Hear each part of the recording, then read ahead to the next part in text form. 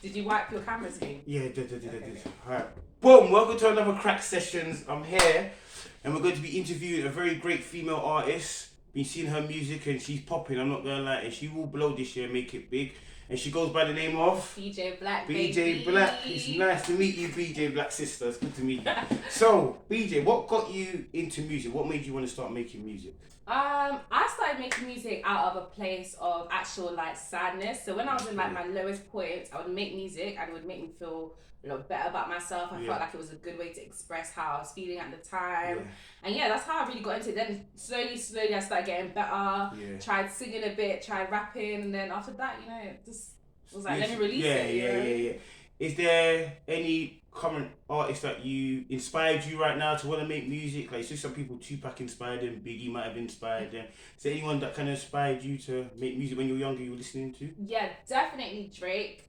Drake is my baby. That's my boo-boo. Yeah. I like the way he was able to bend kind of genres. Like, he was a hip-hop artist, but he would sing, and it was just groundbreaking at the time. Not everyone does it, but when he was doing it, it was just new, and I was like, this guy is hard. And when he was making music, it was released at a time in my life where it was just so pivotal. I think Nothing Was the Same, that's my favorite album. It was released when I was like 14-ish. And I just can remember 14, 15. 15.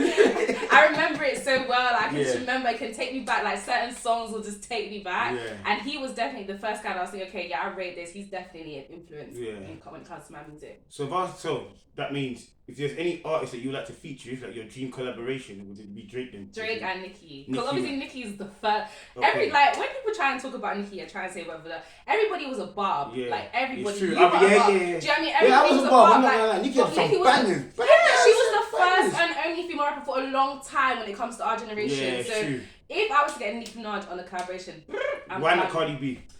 Oh wow, no, I don't. Listen, no shade to nobody, but if I was gonna choose somebody, it would be Nicki Minaj. Because Nicki she's a trendsetter. I feel like she kind of birthed this new kind of new female era. Do you know what I mean? She all of the people that come after her are her babies. There's a new person that comes to just change up again completely. But like, Nicki is a dream collab, but obviously I would work with Cardi as well. Don't start my bag. Oh, So what about the UK? Is there anyone currently in the UK? And what do you think of the UK music today? Like, what do you think of it today, basically? I think that I like what the girls are doing in the UK. So obviously that I ain't never been back. What's her name? Drea. Like, I rate what she's done. Like, her from TikTok. Do you know, I made her blow. Her music is good. I really like her. I like Who else is there? Stefan Dion. Steph London, she's alright. Miss Shabo. Banks is alright. They're just not giving it to me the way I need it to be given. And I'm no disrespect to them, because obviously they came and they did their thing and made it easier for me to come. But in terms of like, wow, do I listen to them? I'm not gonna lie, I don't listen to them. So So do you think the UK music needs to? Do you think it's time for it to grow? Because obviously, do you think we're at a crossroads right now? Because everyone's saying it's just drill they hear nowadays. And if you don't do drill music, it's kind of hard to bust. Because you don't really hear R&B and that stuff, all the grime or the jungle or the funky house, which I grew up on as well. You don't really hear that. So do you think we're at a crossroads with the music right now? I think there's definitely still space for drill, and like, drill is like, a lot of people can relate to drill. Well, a lot of people in like inner cities can relate to drill, or people who aren't, but they just enjoy the violence that comes with it. I do think though, like, if we do not develop, we will never be able to be on that main stage like properly. Like, when you think of proper international artists, Adele, LMA.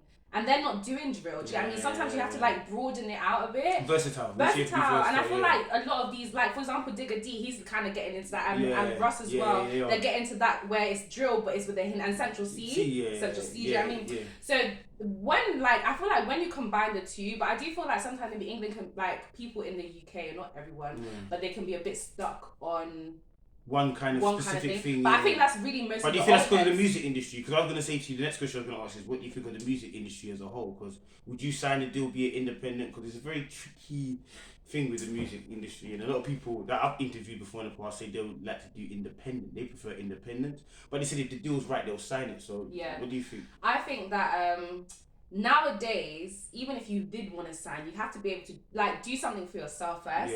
I'm not at the stage where I would sign because basically I have quote unquote nothing to offer like that. Do you know what I mean? When you, I feel like if I wanted to sign, I'd want to be able to have some bargaining power. If I were to go to a deal now, they would have all the bargaining power, and I don't want that. I want to be able to say I got this by myself, and then what can you bring to the table? That you don't even have to carry weight. But not just like they're gonna promise me this and that, and because I have no real thing to show for it, they might just decide to forget me. So I think when the time comes, I would consider it. But as of now, I'm still just getting my, do my thing. This is the best time about. So what is your goals for 2022? So this year, from now to the end of the year, where does BJ Blacc want be? Where do you want to be at there? You know what I mean? Obviously, I want to be a name that's known in the UK. Okay. Like right now, a few people know me, but I really want to be known worldwide in the UK. UK is what I rep. UK is what I love. London, Northwest London is what I rep, and it will be what I rep. And I want to just be like, I want people to have at least heard one song from me in the UK by 2022. You know what I mean? And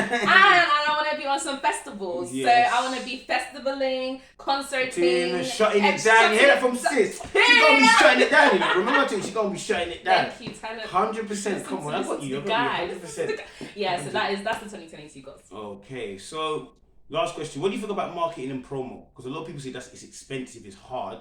Have you put anything in marketing or promo yet, or what would your? Marketing, I think, is probably for me one of the more difficult parts of music. Yes. Like making music is easy, it's fun. I love it. Fun bit. Yeah, that's the studio sessions are the fun bit. Studio session, making up my own thing. I even got my own little thing there. Yeah. But what marketing though? I think once you get the hang of it, then it's easy. But it's just like finding ways to market because you don't want to like sell yourself or do something that you're not comfortable doing. Like a lot of people, they don't want to do TikTok because they're not comfortable dancing and shit like that. But if you can find something on TikTok that you like to do, then it won't feel like inauthentic. So I think it's just finding marketing that suits my style and my type of music and gets to my target audience. Right. And what about the drill and the design, the clothes and the swag and the drip? What do you think? What's your idea on that? What would you tell a young artist who's coming up today?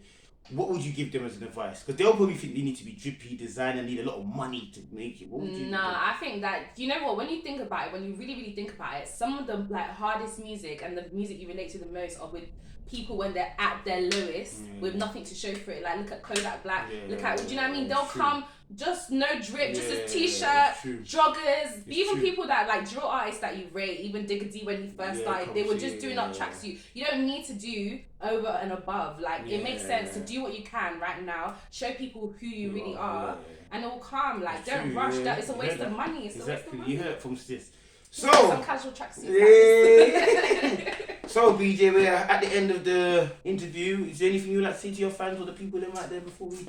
It's BJ Blacc, Big Boss fucking BJ Blacc, Big Boss It's B. the Black fucking Bobby. I am here and I'm ready to stay. Hear about me, know about me. Shout out to all my people that support me. And follow on the Instagram and the socials and all of that. You know what I mean? She'll put that. BJ, was nice interviewing you. Nice Sis, keep doing your thing. Thank you. Boom, we're out.